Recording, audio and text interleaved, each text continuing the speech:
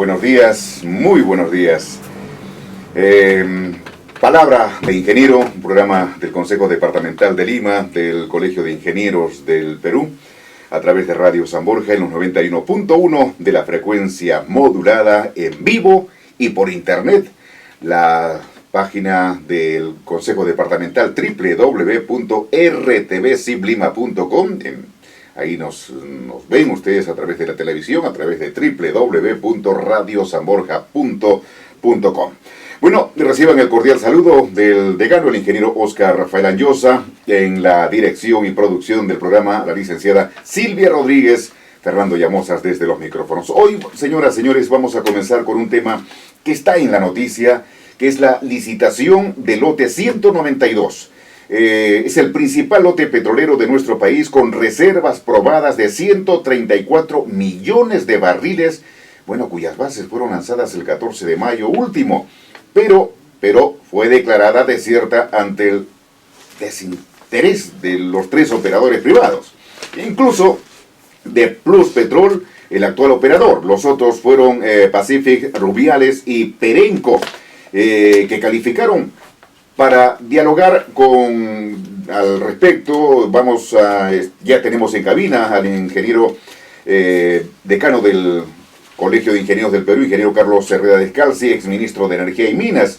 Ingeniero, ¿cómo está? Muy buenos días. Bienvenido a Palabra de Ingeniero. Muy buenos días, señor Llamosas. Gracias por la invitación. ¿Cuál es el análisis, ya usted ha escuchado la introducción, cuál es el análisis que puede hacer usted sobre esta coyuntura en torno al lote petrolero 192, ¿no? que ha generado toda una serie de controversias? Ya, le explico, mire.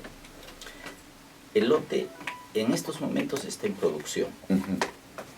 Ha estado en producción desde fines de los años 70, prácticamente desde inicios de los años 80, o sea, son 35 años que ha estado en producción. Y si bien su producción es declinante, fue un lote muy importante. Y ha mencionado usted las reservas que tienen, y entre reservas probadas y probables tiene como 300 millones de barriles, o sea, no es poca cosa. El Perú consume por año 120 millones de barriles, y el Perú de hoy en día produce alrededor de 60 millones de barriles, es decir, tiene una producción de 5 años de hoy día del Perú, entonces no es poca cosa lo que hay allí. Sigue siendo atractivo entonces. Tendría que ser atractivo, ¿ya? Pero piense usted en un negocio, y en un negocio los ingresos se los van a dar los precios de venta. Claro. Le resta a usted los costos y le queda una utilidad. ¿Qué pasaría si lo que usted vende por condiciones del mercado se va a la mitad del precio? Claro. Que eso es más o menos lo que le ocurrió al petróleo. El petróleo, que tuvo en los 2 o 3 años pasados precios que estuvieron alrededor de $100 el barril, o sea, cayeron con la crisis del año 2009 y se recuperaron más o menos hacia el 2010, 2011, de ahí han mantenido unos $100 por barril hasta el año pasado. Entonces, esa caída de los precios del petróleo a la mitad es un golpe terrible para cualquier empresa. Es como que uno pierde la mitad de los ingresos. Es muy difícil que haya una empresa que tenga utilidades tan grandes que pueda perder la mitad de sus ingresos y seguir desempeñándose adecuadamente. Entonces el golpe fue fuerte. Cuando eso ocurre, una empresa lo que hace es reduce sus gastos. Y las empresas de petróleo en la selva del Perú han ido reduciendo los gastos. Ahora, ¿cómo es la selva del Perú en cuanto a gastos? Los lotes están en lugares bastante alejados de los mercados de consumo. Los mercados de consumo están en la costa. Definitivamente. Entonces, tiene que extraer el petróleo, tiene que llevarlos hasta el oleoducto norperuano, y por el oleoducto norperuano, y pagar el costo del oleoducto norperuano, los transporta hasta la costa. Además, hay parte de los petróleos que son livianos, que tienen mayor valor, pero la parte más significativa de los petróleos son crudos pesados y con azufre, que tienen menos valor económico que el que sirve como referencia, el WTI. Con esto lo que le quiero decir es que las ganancias se estrecharon bastante en el lote. A esto súmele usted los conflictos sociales, las exigencias sociales, las exigencias ambientales cada vez mayores. Entonces, las ganancias se vuelven marginales. Entonces, cuando Perú Petro, que es quien elabora las bases para la licitación, va a hacer las bases para la licitación, tiene que tomar en cuenta el escenario.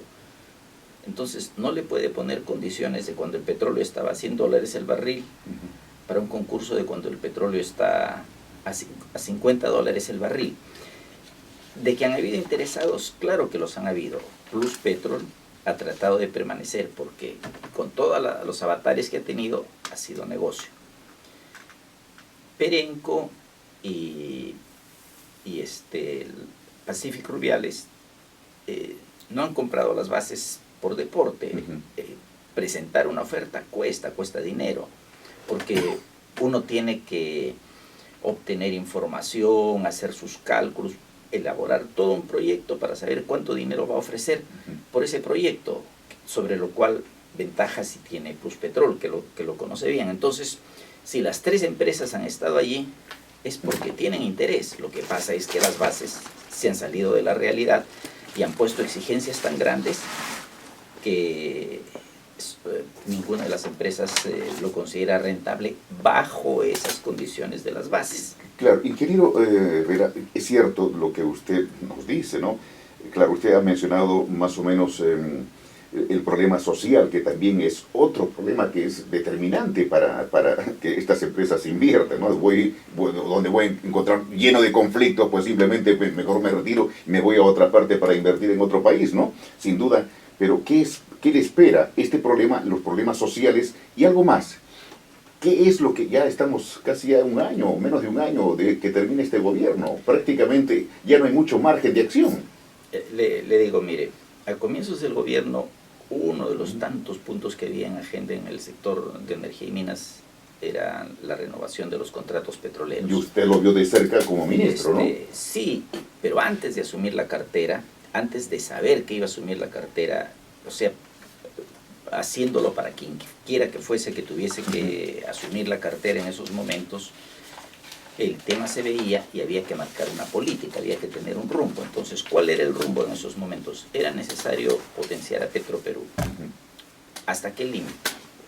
Hasta el límite de que no tenga que hacer inversiones, que no tenga que sacar dinero del bolsillo o del bolsillo de los peruanos para hacer inversiones, pero que sí tenga una participación en lo que se llama el upstream, la producción de petróleo, para que la empresa sea verticalmente integrada y entonces pueda resistir cualquier condición que se produzca en el mercado petrolero mundial. Entonces, mi idea en esos momentos era negociar el tema con la gente de Pluspetrol, que había sido la práctica generalmente, a ver cuánto de participación podía tener Petroperú sin que le cueste dinero a Petroperú, sin que tenga que poner el tema. Pero este es un tema que se tenía que ver con 3 años de anticipación. En mi época se comenzó. ¿Qué pasó después? Ya no lo sé. Pero el tema tendría que haber estado zanjado un par de años antes de que venzan los contratos. ¿Por qué? Porque conforme se acerca la fecha de vencimiento del contrato, quien está explotando, en este caso Pluspetrol, necesita hacer gastos. Necesita hacer inversiones que no se recuperan en 6 meses, necesita hacer inversiones que toma años recuperarse, desde pocos años hasta muchos años. Entonces, el dinero que está poniendo hoy día, su dinero, por ejemplo, para sacarlo necesita 5 años. No lo puede invertir si no sabe si el próximo año va a estar. Entonces, por eso es que esto se negocia siquiera con unos 2 años de anticipación. Incluso el mantenimiento, que es un costo inmediato, se puede recortar si es que uno no sabe si va a continuar con las operaciones. El que se tiene que ir, lo que hace es saca petróleo, lo vende, lo monetiza y evita gastar todo lo posible. Que según su percepción, ingeniero Carlos Herrera, el panorama no es muy auspicioso por lo que se ve, sin duda, ¿no? Pero lo que le digo es aquí, es el Estado que se quedó. Son la agencia Perú Petro, que estuvo a cargo de este tema, y el ministerio, que es el que marca la política, son los que se quedaron. O sea, el ministerio es el que le tiene que decir a Perú Petro, por este rumbo vamos, y Perú Petro tiene que tomar ese rumbo. Pero lo que siento que ha sucedido es que ese rumbo ha sido totalmente zigzagueante, con marchas, retrocesos, entonces sin ninguna orientación, y Perú Petro tampoco ha podido tener la orientación que necesitaba. Sin duda, según lo que usted nos dice, pues ni modo. Ya estos últimos meses del gobierno del presidente Ollanta, con la actual dirección en el Ministerio de Energía y Minas, pues simplemente esperar simplemente un cambio de gobierno, una nueva política de Estado. A todo esto, el gas también es otro tema, ingeniero Herrera, de que está afectando. Hay escasez, se están subiendo los precios, y a todo esto, el tema del gas domiciliario, se ha anunciado también medidas para alcanzar las 500.000 conexiones hacia julio del próximo año, ¿no? ¿Considera que se ha tomado una adecuada decisión? Allí también es una increíble falta de rumbo y de contradicciones. Mire, me voy a referir específicamente al sector residencial, ¿ya? Y específicamente al sector residencial de las grandes ciudades, y más específicamente a Lima, porque todos sabemos que la gran mayoría de la población está concentrada en Lima, y eso, que para muchas cosas es una desventaja, para el caso de abastecerla de gas natural, no de GLP, es una ventaja. Entonces, ¿por qué el gas llega a Lima y busca el mercado de Lima? ¿Cuál es el fondo económico del asunto? Para la empresa es rentable venderle a una industria, porque la industria es un gran consumidor que consume todo el día. No es igual de rentable, no es negocio venderle a un pequeño consumidor, porque el pequeño consumidor utiliza el gas de repente para la terma, a la hora de calentar el agua, de repente para cocinar, y eso es todo. Entonces, y en cantidades muy pequeñas en comparación a lo que utiliza la industria. Entonces, la preferencia de la empresa es buscar al consumidor industrial y no al residencial. Aquí viene el Estado, porque hay una transacción, y la transacción es: ¿quieres carne? Va con hueso, sí. ¿No es cierto? Porque te estoy dando un precio de carne con hueso. Entonces, no te quedes con la carne y me dejes fuera el hueso. Y esas son las condiciones. Y de ahí, pero el Estado ha comenzado a fomentar al sustituto de él, o aquel que debe ser sustituido por el gas natural, al GLP. Si yo fomento el uso del GLP, no puedo al mismo tiempo fomentar el uso del GLP y del gas natural. Recién últimamente se ha dicho que parte de los fondos del FICE que además han recargado a la tarifa eléctrica que se están usando para el GLP, se van a utilizar para el gas natural. Entonces, yo no puedo masificar el gas cuando comienzo a fomentar el uso de aquel que tiene que ser reemplazado, que es el GLP. Es incoherente. Sin duda, una mala estrategia, un mal diseño de un trabajo en el que pudo ser con mayor tino. Tenemos los problemas ahora con el gas, reiteramos, y el famoso ducto que vendría desde Paracas hacia Lima. Bueno, si me permite, ingeniero Carlos Herrera, vamos a hacer una pequeña pausa. Palabra ingeniero a través de las ondas de Radio San Borja, 8 de la mañana con 15 minutos, y retornamos con el decano del Colegio de Ingenieros del Perú, el ingeniero Carlos Herrera Descalce. La hora 8 de la mañana con 17 minutos, estamos dialogando acerca de lo que es el petróleo, el lote 192, y bueno, el gas también, con el ingeniero Carlos Herrera Descalzi, decano del Colegio de Ingenieros del Perú, exministro de Energía y Minas. Y quedamos en el tramo final de este diálogo, ingeniero Herrera, sobre qué le queda al pueblo, ya no al gobierno, porque ya son los últimos meses, creo que ya está más o menos acomodando el almacén para dejar las cositas arregladas, pero ¿cómo queda el pueblo, ¿no? Ante esta situación, ¿no? El poliducto del que hablamos, que debía traer el gas hace tiempo, y poder, la otra pregunta, incertidumbre: se vende el gas y el pueblo no tiene. Claro, esa es la falta de visión de largo plazo. Por eso es que el Estado tiene que conocer el tema, porque hay dos partes interesadas. Hay la empresa, que tiene sus derechos y que tiene sus intereses, que son justos. Pero las personas, la nación, que es conducida por el Estado, también tiene sus intereses, entonces el Estado tiene que balancear las cosas. Por eso es que uno hace una transacción, esto para ti, esto para mí. Entonces no es solamente negocio de un lado. Entonces, ¿cuál es el negocio legítimo de la nación? Tener tranquilidad por el largo plazo. Tengo un abastecimiento que lo voy a tener por años, entonces, pero que no es que estoy entrando al gas. Hace 10 años que se entró al gas, el año 2004, con la llegada de Camisea, y que 10 años después me voy a tener que estar haciendo estas preguntas, ¿no? Era algo en lo que uno debió haber permanecido 50 años sin problemas, y para permanecer 50 años sin problemas uno tiene que ver cómo monitorea sus recursos y cómo los utiliza, no ir más allá de lo que se debe. Claro. ¿No? O sea, la exportación fue un error, hoy día lo percibimos con mucho más claridad, pero el Estado nunca se ha preocupado en demasía de los intereses de las personas. Puntos específicos, ingeniero Herrera de Calci, para el último tramo, un experto como usted, la seguridad energética, que también es vital para el desarrollo de la industria, de la economía nuestra, ¿no? Claro, mire, en la seguridad energética, tomemos uno de los casos, el caso de petróleo. ¿Qué cosa es lo que uno protege? ¿Ya?